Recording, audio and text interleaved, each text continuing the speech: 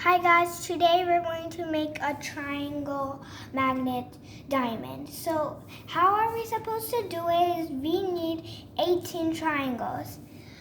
We do not want to do it like this. Most people know that diamonds usually are like this, but we do not want to make like that. We're going to make a bigger one with 18 triangles.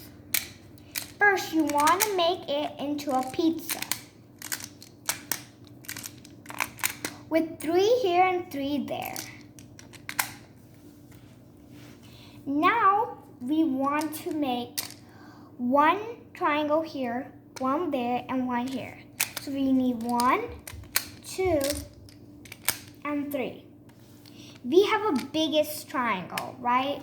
Now we wanted to do another one.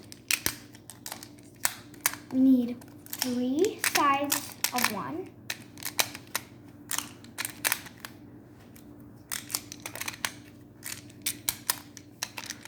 Now we made 2 big triangles.